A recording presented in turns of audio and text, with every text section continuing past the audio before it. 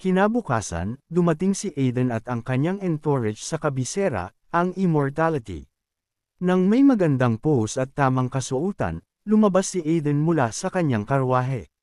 Isang butler ang bumati sa kanya, na nag-alok na gabayan siya sa kanyang suite sa palasyo. Tulad ng dati, hindi mataas ang pagtingin ng butler kay Aiden, ngunit mas alam niya na huwag siyang galitin. Ginagabayan si Aiden sa kanyang marangyang suite, at inihagis niya ang kanyang sarili sa mamahaling kama na may malalim na buntong hininga. Gayunpaman, naging seryoso ang kanyang ekspresyon habang nagmumuni-muni siya tungkol sa posibilidad ng pag-atake ng mga Dark Mages, na isang banta na pumatay sa marami sa kanyang nakaraang buhay. Nagtanong ang Underlord kung nagpaplano siyang bigyan ng babala ang sinuman, ngunit wala siyang balak na gawin ito. Ito ay isang bihirang pagkakataon pagkatapos ng lahat. Nang subukan ng Underlord na galitin siya, na nagpapahiwatig na walang pakialam si Aiden sa mga taong nasasaktan, matalas siyang sumagot, na nagpapaalala sa kanya na siya ay isang bayani. Malinaw, mayroon siyang plano. Ang kailangan lang gawin ng Underlord ay maghintay. Sa karaniwang party, ang lahat ay nakikipag-usap at nagsasaya. Gayunpaman, sa sandaling pumasok si Aiden sa bulwagan, nagbago ang kapaligiran. Nagsimulang magtsismisan ang mga tao at latin siya.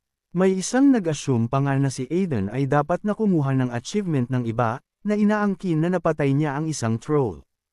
Habang inoobserbahan ang masasamang mukha ng mga nobles sa paligid niya, hindi maiwasan ni Aiden na maalala ang panahong tinrato siya sa parehong paraan sa kanyang nakaraang buhay, nang kinuha siya ng Mercenary King.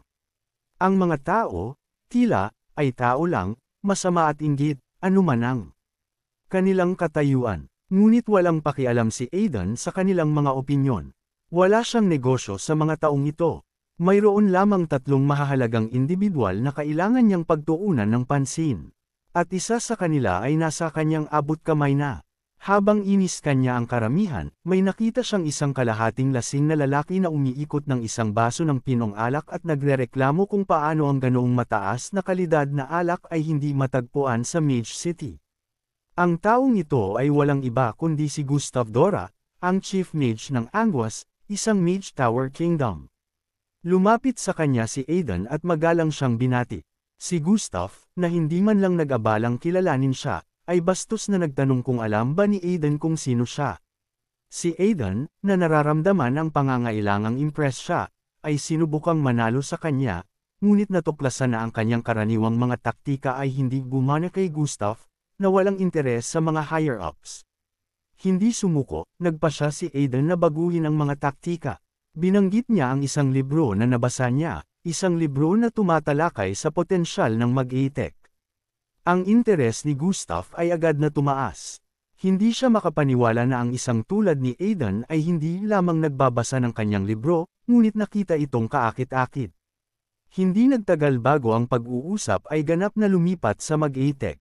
Nang si Gustav ay naging interesado at sabik na talakayin ito, namangha siya kung paano pinahahalagahan ni Aiden ang teknolohiya, na isang bagay na nabigo ang mga old-timers sa kanyang kaharian na makita.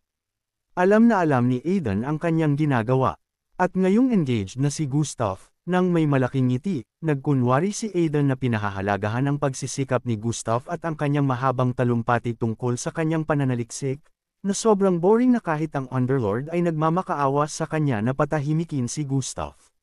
Si Aiden, na may bleeding ears, ay humiling sa Underlord na magkunwari na wala siyang tainga. Hindi maintindihan ng Underlord kung bakit kailangan ni Aiden ang isang taong ganoon ka-obsessed sa mag-i-tech, ngunit alam ni Aiden na sa hinaharap, ang mag-i-tech ay magiging indispensable. Ang kanyang kaalaman sa kung ano ang darating ay ang puwersa sa likod ng tila walang saysay na interaksyon na ito. Sa sandaling ito, nagsisimula ng mapagtanto ng Underlord na si Gustav ay magiging sikat sa hinaharap, ngunit sa isang napakabaluktot na paraan. Si Gustav ay sa kalaunan ay makakakuha ng titulo ng Mad Mage of the Tower, Radical Gustav Dora, pagkatapos magdulot ng isa sa pinakamahihirap na kaganapan sa kasaysayan. Ang kanyang obsession sa mag-i-tech ay sa kalaunan ay magdudulot ng isang catastrophic accident. Ang kanyang aura ay selyado at siya ay itatapon mula sa Mage Tower Kingdom.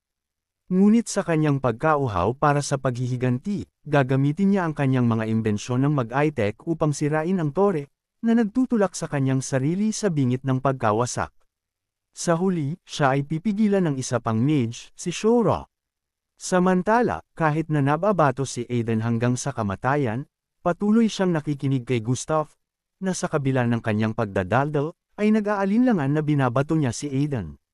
Magalang na tinanggihan ni Aiden ang akusasyon, na inaangkin na ang talakayan ay nakakaaliw, ngunit sa wakas, sapat na sa kanya at tinanong si Gustav kung maaari nilang ipagpatuloy ang talakayan sa ibang oras.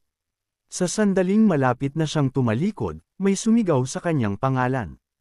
Tumingin siya sa likod upang makita ang isang nag-aapoy na binata na mukhang pamilyar, ngunit hindi niya lubos na makilala.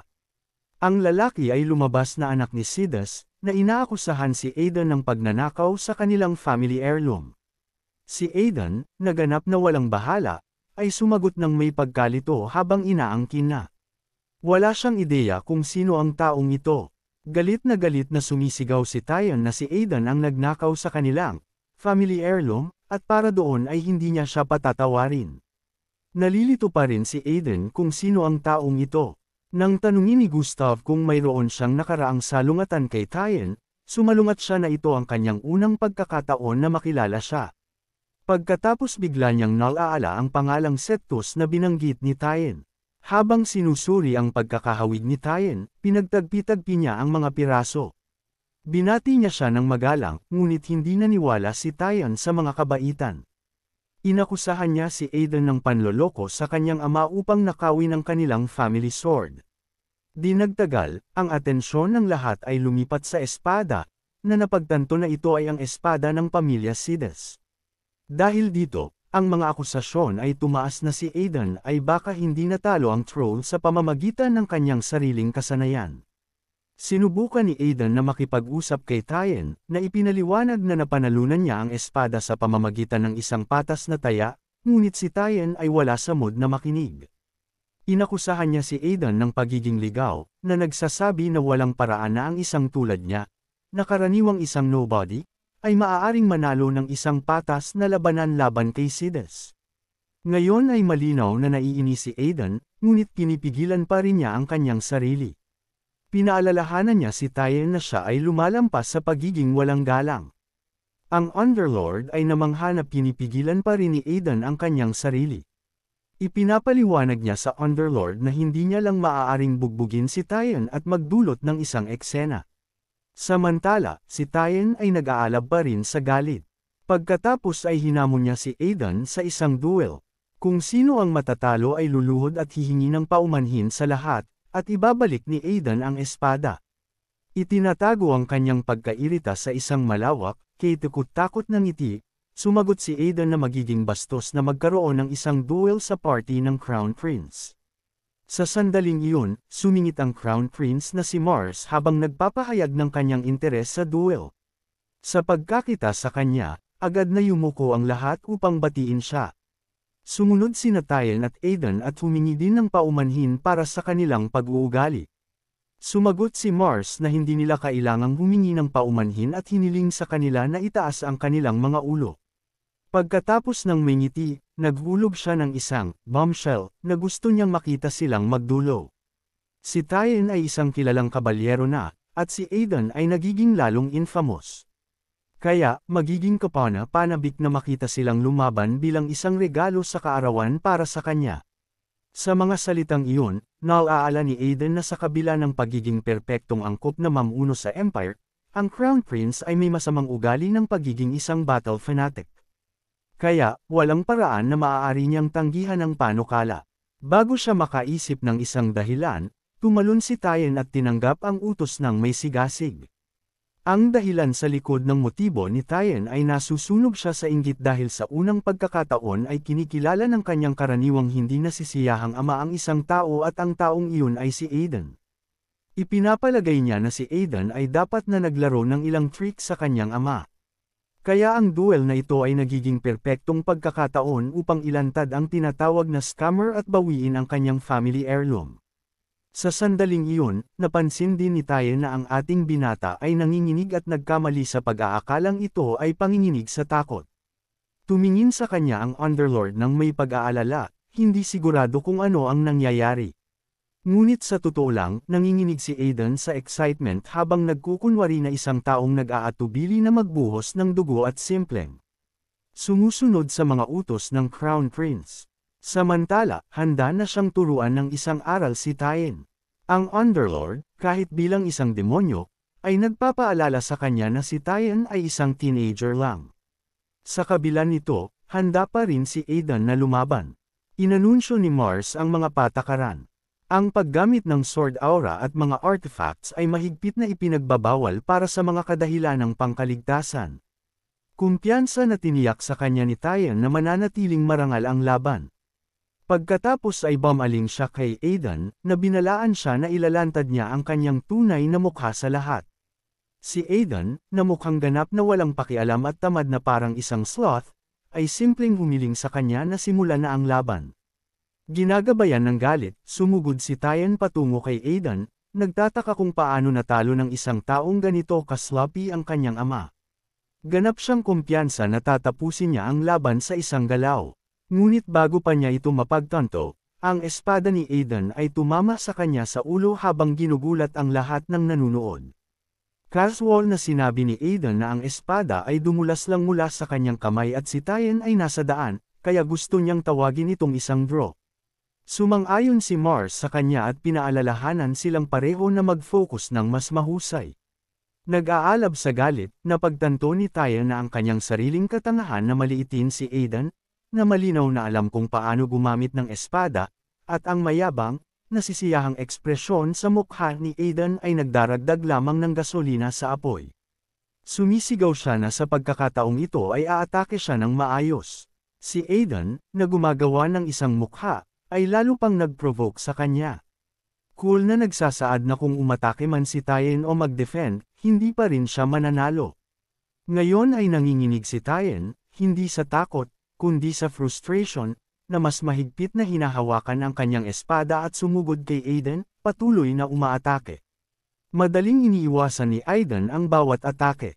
Habang inoobserbahan ang kanyang mga galaw, sinabi ni Aiden na si Tyen ay malinaw na natutunan ang textbook perfect swordsmanship, na makabuluhan kung isa sa alang-alang kung sino ang kanyang ama.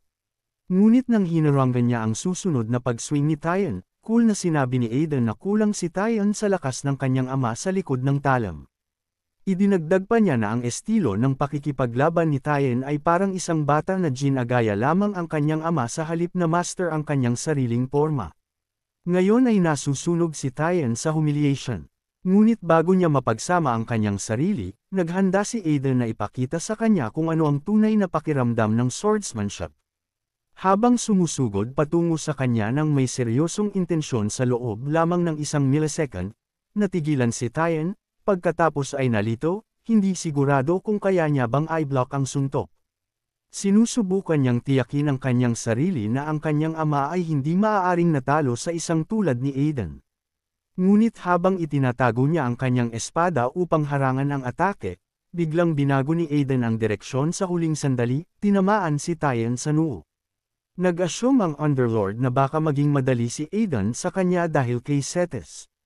Ngunit naniniwala si Aiden na si Tyen ay parang isang matigas na hayop na hindi titigil hanggang sa bigyan niya siya ng ilang katotohanan.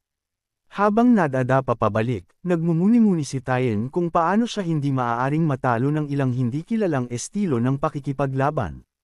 Nang may pag-iisip na ito, pinigilan niya ang kanyang sarili na mahulog at pinanatili ang kanyang sarili. Sumisigaw siya na bilang isang anak ni Sidas, siya ay mananalo, ngunit hindi niya alam na ang swordsmanship ng Mercenary King ay isang nightbreaker. Sa wakas ay sinaktan siya ni Aiden at tinalo siya bago bumagsak si Tyen sa lupa, sinuportahan siya ng kanyang kaibigan. Napansin ni Riley na nagdudulot ng gulo si Tyen habang wala siya. Sinasawalang bahala ni Aiden ang komento, na sinasabi na nagbibigay ito sa kanya ng ilang ehersisyo. Habang tinitingnan ng bagong lalaki na ito, nakaramdam si Aiden ng kaluwagan na makita ang taong hinahanap niya. Siya ay walang iba kundi ang nakababatang kapatid ng Night King at isang traitor sa kanyang nakaraang buhay, si Sylve Sayas. Ipinakilala niya ang kanyang sarili bilang Deir Sayas, ang anak ng Grand Duke Sayas.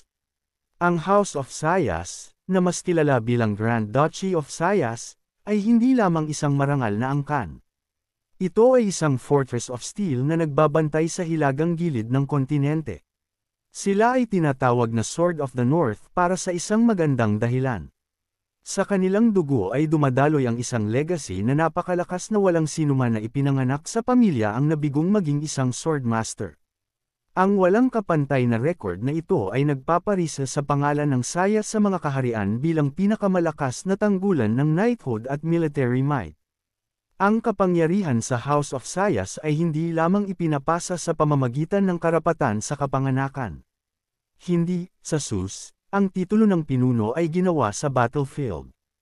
Tanging ang pinaka-skilled, ang pinaka-fearsome warrior sa kanila ang kumikita ng karapatang mamuno.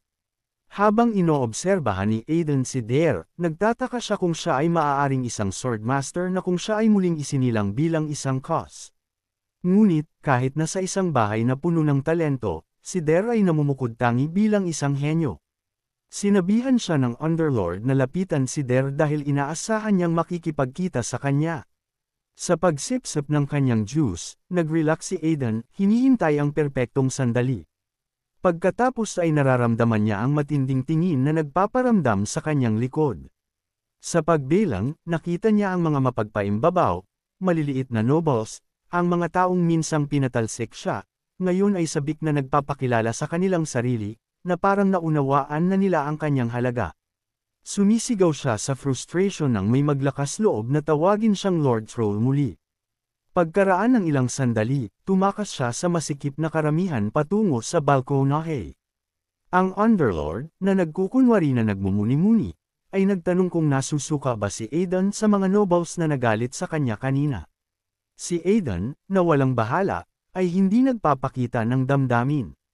Siya ay masyadong pragmatic upang mag-alala, alam na ito ay likas na tao, ang mga tao ay nakikita lamang ang kanilang sariling mga motibo at ginagamit ang iba ng naaayon. Idinagdag pa niya ng may dry honesty na marahil ay hindi dapat masyadong magtiwala sa kanya ang Underlord. Pagkatapos ng lahat, tao pa rin siya.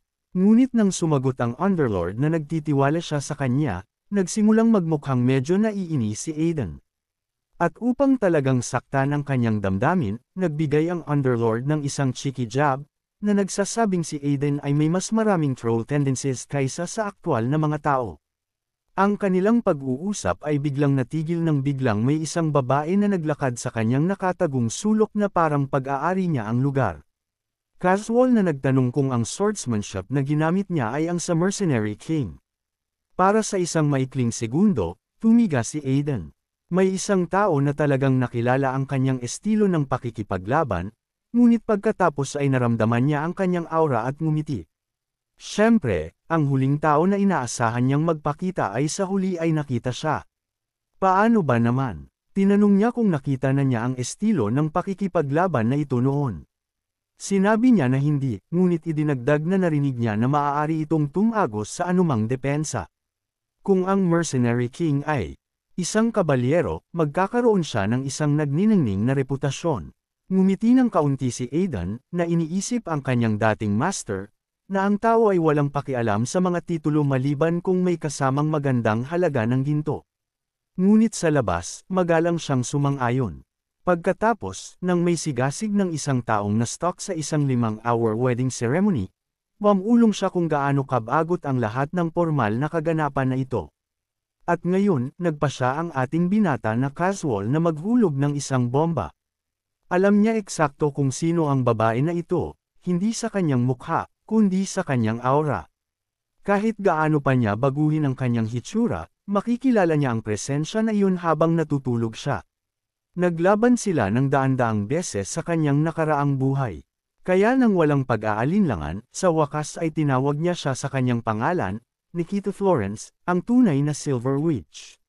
Bago siya makasagot sa kanya, nakita niya ang biglaang liwanag ng mahika mula sa ibaba. Hindi niya muna naintindihan, ngunit biglang mayroong isang carvang ng mahika na iyon. Nabigla din siya na ang carvang na ito ay ginagamit upang ipatawag ang mga undead. Hindi niya inaasahan na ang Chaos Organization ay pupunta sa ganito kalayo, habang iniisip pa rin ng ating binata na ang kanilang mga aksyon ay predictable. Pagkatapos ay bumaling siya sa kanya at idinagdag na kailangan nilang patayin ang caster upang wakasan ang dark magic. Hiniling niya sa kanya na asikasuhin muna ang gulo na ito dahil alam niya na narito siya upang alagaan ang Chaos Organization na isang dark mage faction. Nalilito siya tungkol sa kanyang pagkakakilanlan ngunit nagpa siya pa rin na makipag-usap sa kanya sa huli dahil abala siya ngayon. Nagpa siya si Aiden na iwanan ang bagay na ito kay Nikita dahil mayroon siyang iba pang kailangan asikasuhin. Dahil dito, naglakad siya sa bulwagan ng bangkot kung saan maraming kabalyero ang gumawa ng formation upang labanan ang mga undead. Nang may mabilis na galaw ng kanyang espada, lumaban si Tyan sa mga zombie. Habang pinapanood sila, nagkomento ang Underlord na si Tyan ay nasa advanced level na ng Sword Aura. Sumang-ayon si Aiden sa kanya, na idinadagdag na malas para kay Tyan na pinili niya siya bilang isang kalaban. Hindi lang iyon, ang pagkakaroon ng isang matalik na kaibigan at henyo tulad ni Dare ay nagpaparamdam din sa kanya na parang isang talunan. Sa susunod na sandali, isang undead troll ang lumitaw. Sumisigaw si Tyan para sa mga reinforcements. Bago matapos ni Tyan ang kanyang pangungusap, sumugod si Dare at hinarap ang troll mismo. Nagkomento ang Underlord na si Dare ay nasa bingit ng pagiging isang swordmaster. Sumang-ayon si Aiden na nagsasabing siya ay halos isang semi-master na. Si Tyan, gayunpaman, ay tila may masamang kapalaran. Ang pagkakaroon ng isang tulad ni Dare bilang isang kaibigan ay nagpapahirap lamang sa mga bagay para sa kanya. Sa wakas, napagtanto ng Underlord na hindi siya tumutulong sa kanila. Sumagot siya na inoobserbahan niya kung paano nila hinahawakan ang mga undead. Habang naghihintay na kumpirmahin ang isang bagay, ang eksena ay lumipat sa labas ng bulwagan kung saan nakikipaglaban sina Tyan at Dar sa undead army. Nagkomento si Tyan na naramdaman niya ang isang napakadilim na aura na papalapit sa kanila na nagmumula sa Death Knight. Ang nasabing Death Knight ay itinutok ang kanyang mga mata kay Dare at malapit nang atakihin siya. Ngunit bago pa siya magtagumpay, hinaranggan ng ating binata ang atake sa isang Banshee Shield. Si Aiden ay naghihintay para sa paglitaw ng Death Knight na ito. Sa kanyang nakaraang buhay, ang halimaw na ito ay ang pinakamalakas. Hindi lamang nito sinira ang bangkwat, ngunit pinatay din nito si Dare. Napakalakas niya sa dark magic na kung hindi nagkaroon si Aiden ng Spirit Shield of the Banshee, tapos na sana si Dare. Ang Dark Knight ay nanatiling nakatitig kay Dare dahil malinaw na ang pagiging tuso ay wala sa kanyang description ng trabaho. Kinumpirma nito ang teorya ng ating binata. Napagtanto niya na ang mga undead ay wala rito upang maglunsad ng isang malaking atake. Ang kanilang aktwal na layunin ay mas tiyak. Ihiwalay si Dare mula sa iba pang mga sundalo. Lumabas na ang buong dramatikong palabas na ito ay inorganisa para sa isang simpleng dahilan, upang patayin si Dare. Hinaranggan ni Aiden ang isa pang suntok mula sa Death Knight, na syempre ay nasa antas lamang ng isang semi-swordmaster. Ang paghaharang sa kanyang mga atake ay hindi madali. Tinanong niya si Dare kung may nakikita siyang pagkakataon na maglanding ng isang solidong tama. Si Dare, na nasa kalagitnaan ng pag-atake habang nagtatanggol si Aiden, ay sumagot na ang kanyang sibat ay casual na sinasawalang bahala ng Tin Ken Deathman. Sumang-ayon si Aiden na idinadagdag ng walang bahala na ang mahika ng kabalyero ay parang pag-aari ng isang semi-master. Ngunit isang bagay pa rin ang hindi makatwiran. Sino ang gustong mamatay si Dare ng sapat upang magtaas ng isang undead army? Pagkatapos ay naisip niya, syempre, nanlaki ang kanyang mga mata habang ang malinaw ay sa wakas ay nag-click. Ang kapatid ni Dare, si Sylvetta. Ang taong ito ay dapat na nagpapanik sa ideya ng pamumuhay sa anino ni Dare. Sa Grand Duchy of Sayas, kung saan ang pamumuno ay napupunta sa pinaka-skilled, hindi sa pinakamatanda, kundi sa pinaka-nakamamatay. Ang kapalaran ni Sylvetta bilang isang glorified background character ay karaniwang nakasilyo. Ngayon ay tunay niyang napagtanto na sa kanyang nakaraang buhay, si Sveda ay hindi naging Night King sa pamamagitan ng purong swerte. Hindi, ngayon ay nakikita niya ang baluktot na ambisyon sa likod ng mayabang na mukha na iyon. Pinatay ng lalaki ang kanyang sariling kapatid upang umakyat sa mga ranggo. At kung hindi pa iyon sapat, nagpunta pa siya sa likod ng lahat upang makipagdeal sa mga Dark Mages. Samantala, naiinis si Dare. May plano sana upang talunin ang isang tulad nito, ngunit wala namang gumagana. Iyon ay nang casual na binanggit ni Aidan na mayroon siyang plano. Si Dare, na naiintindihan na nabigla, ay nagtanong kung paano ang sinuman ay maaaring magkaroon ng plano upang talunin ang isang bagay na ganito kahalimo. Si Aidan, na may kalmado ng isang taong nag-uusap tungkol sa mga kagustuhan sa tsaa, ay sumagot na binuo niya ang taktika sa pamamagitan ng personal na karanasan, na ang karanasan sa pagtalo sa mga kalaban na mas malakas kaysa sa kanya. Medyo humanga si Dare at tinanong ang pangalan ng himalang taktika na ito. Si Aidan, syempre, ay naghatid na ito ay tinatawag na annoyance strategy. Agad na nawala ang pagkamangha ni Dare. Hindi siya humanga, ngunit wala siyang pagpipilian, kaya nag-aatubili siyang sumang-ayon na subukan ito. Sa sandaling iyon, sumingit ang Underlord, na nagpapaalala kay Aidan na kahit siya ay naiinis minsan. Ngunit iyon ang eksaktong dahilan kung bakit niya alam kung gaano kaepektibo ang estratehiya na ito. Bigyan ito ng isang pangalan at biglang tunog tactical ito. Ang Death Knight, na malinaw na tapos na sa kanilang pag-uusap, ay muling inihayag na dapat mamatay si Dare. Dahil dito, sumugod siya upang atakihin. Ngunit muli, hinaranggan ng ating binata ang suntok sa kanyang shield. Habang pinipigilan siya, mapait na iniisip ni Aidan kung gaano kalayo bumagsak si Sva. Ngunit sa pagkakataong ito, hindi niya siya hahayaang manalo. Ang Death Knight ay nakakakuha ng nakikitang pagkairita at hinihiling kay Aidan na umalis sa gilid. Gayunpaman, hindi gumalaw si Aidan kahit isang pulgada. Sa halip, kinanalisa ni Dare ang kanyang sword aura at naglunsad ng isang atake, na talagang nagtulak sa Death Knight pabalik. Tahimik na humanga si Aidan. Ang antas ng kapangyarihan na iyon ay malinaw na papalapit sa semi-masterclass. Kung tumama ito ng maayos, maaari nitong tapusin ang kabalyero. Ngunit sa sandaling nawalan si Dare ng paningin sa aura ng Death Knight, ang kaaway ay tumalon sa hangin, na naglalayong maglanding ng isang nakamamatay na suntok. Predictably, hinadlangan muli ni Aidan ang atake. Dahil, syempre, ginawa niya. Ang Death Knight ay ganap na naiirita ngayon. At upang lalong masama, may audacity si Aidan na gumawa ng mga mapanuksong mukha sa kanya tulad ng isang maliit na bata na kinuha ang kanyang tanghalian. Ang Death Knight, na ngayon ay lubusang naiinis sa mga gawin ni Aidan, ay nagpasya na tapusin ang pinagmulan ng kanyang frustration bago harapin si Dare. Ang labanan ay nagpapatuloy sa isang nakakainis na loop. Nagtatanggol si Aidan habang umaatake si Dare. At sa lahat ng ito, patuloy na nag-provoke si Aidan sa kalaban, na tila nagdaragdag lamang ng gasolina sa galit ng Death Knight. Sa kabila ng kanilang pinagsamang pagsisikap, hindi sila makagawa ng kahit isang gasgas sa kanya.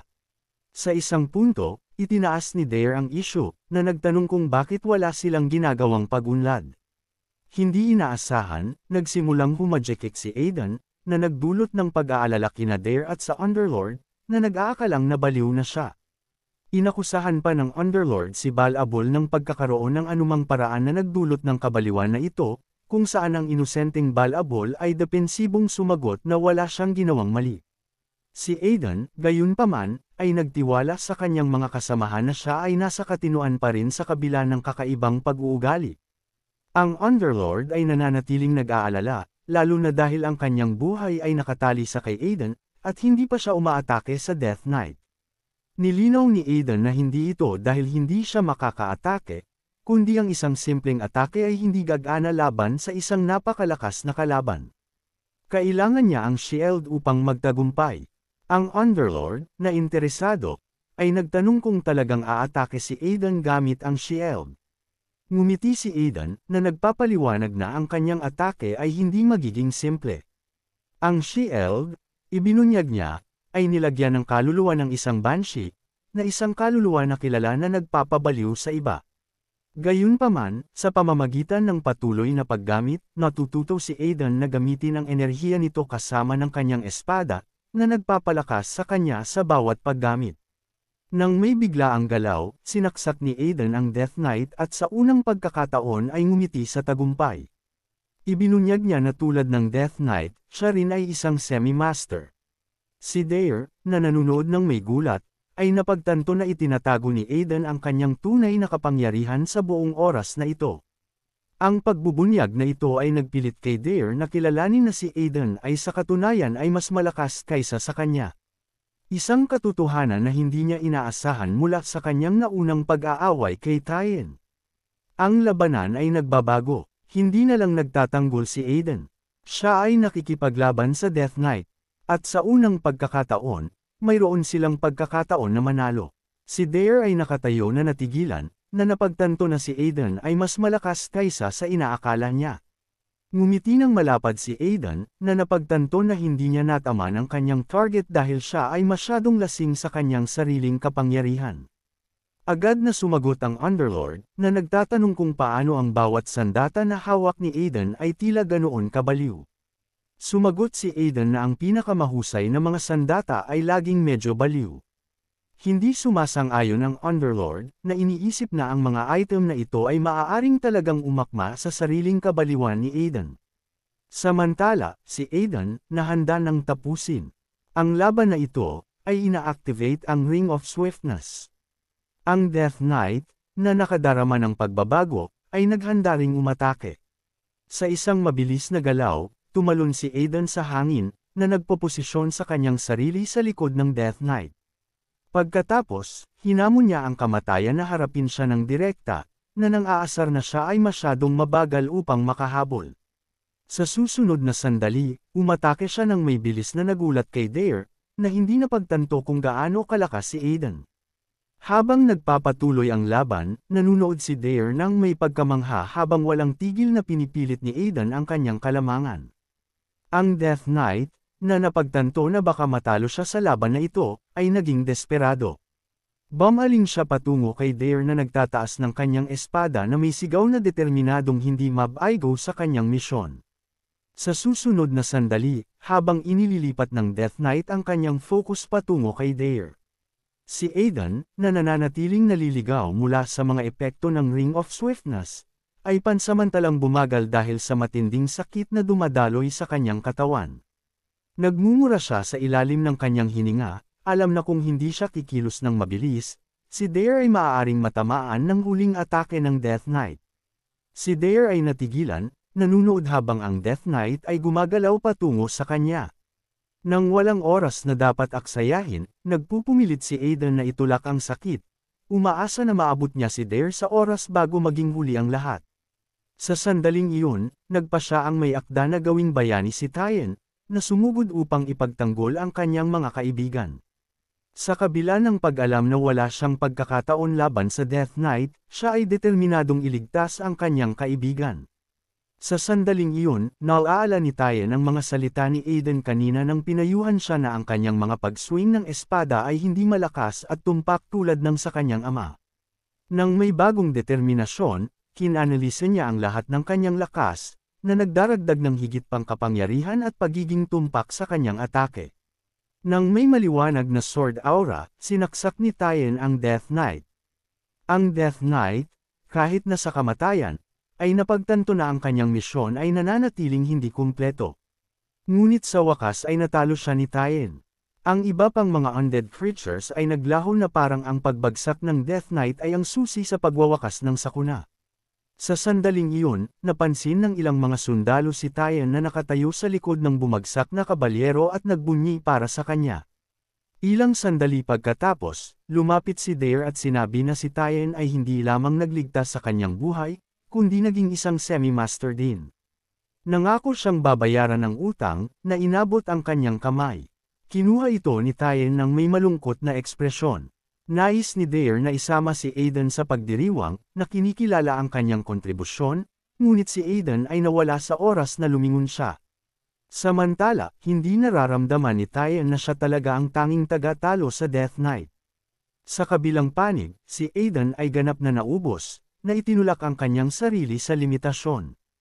Kailangan niya ng pahinga. Hinihimok siya ng Underlord na mag-enjoy sa tagumpay, ngunit alam ni Aiden na masisira ang kanyang katawan kung hindi siya makabawi. Bukod pa rito, hindi siya makapagdiwang. Ang tagumpay na ito ay isang maliit na hakbang lamang patungo sa kanyang paghihiganti.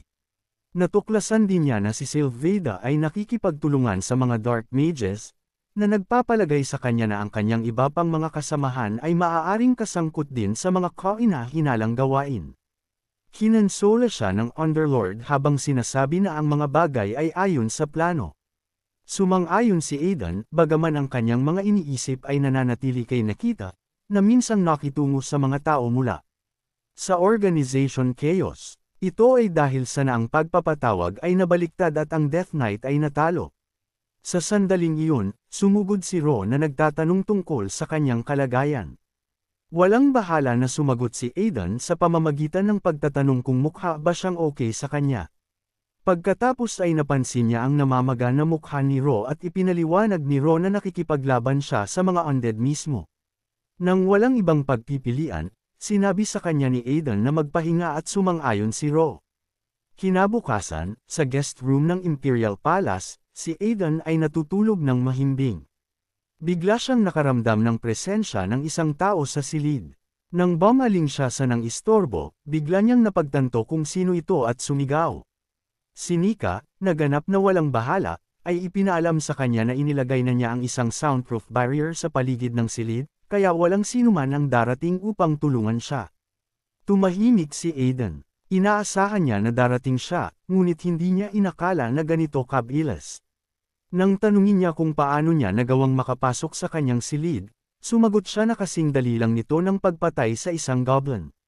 Nang may mas madilim na aura na pumapalibot sa kanya, seryoso siyang nagtanong kung paano niya nalaman ang napakaraming bagay tungkol sa kanya. Nagbanta pa nga siya na papatayin siya, ngunit kalmado siyang sumagot na hindi na kailangan ng puot dahil ang kanilang layunin ay pareho. Hindi siya naniwala sa kanya. Itinuro niya na bilang isang noble, imposible para sa kanya na malaman ang kanyang layunin ng personal. Tinihil niya siya at sinabi sa kanya na kinamumuhian niya ang mga Dark Mages. Ang mood ni Nikita ay nagbago habang nagbabanta siya sa kanya na ulitin ito. Si Aiden ay malinaw na natigilan, ngunit patuloy na sinasabi na sa kasalukuyan ay nakakalimutan ng mga Dark Mages ang kanilang pinagmulan, na ikinagulat niya. Ipinapaliwanag niya na may isang tao na minsang nagsabi sa kanya na ang dark magic, bagaman nilagyan ng demonic energy, ay orihinal na nilikha upang linisin ang lupain at labanan ang mga halimaw sa underworld, ngunit ang mga New Age dark mages ay naligaw mula sa landas na iyon. Iyon ang dahilan kung bakit kinamumuhian niya ang mga ganitong uri ng dark mages, lalo na ang mga mula sa chaos. Pagkatapos ay inabot niya ang kanyang kamay, na idinagdag na ito ay sapat na dahilan para magkaroon sila ng isang friendly na relasyon. Samantala, si Nikita ay natigilan at hindi makapaniwala, nagtataka kung ito ay isang trick lamang na isang noble na kinikilala ang kanyang mga paniniwala. Nang makita ang pag-aalinlangan sa kanyang mukha, sinabi niya sa kanya na mag-ukol siya ng oras. Nag-alok pa nga siya na magbahagi ng ilang napaka-interesanting impormasyon. Sumalungat siya na nagsasabi na siya ay bahagi ng intelligence organization, kaya alam na niya ang lahat. Doon, lumapit siya at bumulong sa kanyang tainga na ang impormasyong ito ay tungkol sa isang bagay na mangyayari pa sa hinaharap at na siya lamang ang nakakaalam nito. Sa sandaling malapit na niyang ibunyag ang lihim, sinamahan ni Ro si Tyan sa silid. Sa sandaling makita ni Tyan na napakalapit niya kay Nikada, ganap niyang mali ang pagbasa sa sitwasyon, na nag-aakalang sila ay nasa isang bagay na romantiko. Nang walang salita, sinara ni Tyan ang pinto at umalis. Si Aiden ay naiwang nalilito, sumisigaw pagkatapos niya na hindi ito ang mukhang nangyari. Pagkatapos ng ilang sandali, nakita niya ang kanyang sarili na nakatayo sa harap ni Tyan, na namumula ang mukha sa pag-iisip lang sa awkward na pagtatagpo. Nagtanong si Tyan kung nagkaroon ba ng magandang oras ang binata kay Nikita. Si Aiden ay awkward na sumagot na hindi ganoon, na nag-uusap lang sila. Sa paghusga sa ekspresyon ni Tyan, malinaw na hindi siya naniwala sa kanya. Ilang sandali, kanina, sa wakas ay ibinunyag ni Aiden kay Nikita na ang isang drought ay tatama sa teritoryo ng Barkan. Gayunpaman, tumanggi siyang maniwala dito dahil ang rehiyon na iyon ay kilala bilang Land of Abundance at hindi nakakita ng drought sa loob ng mga dekada.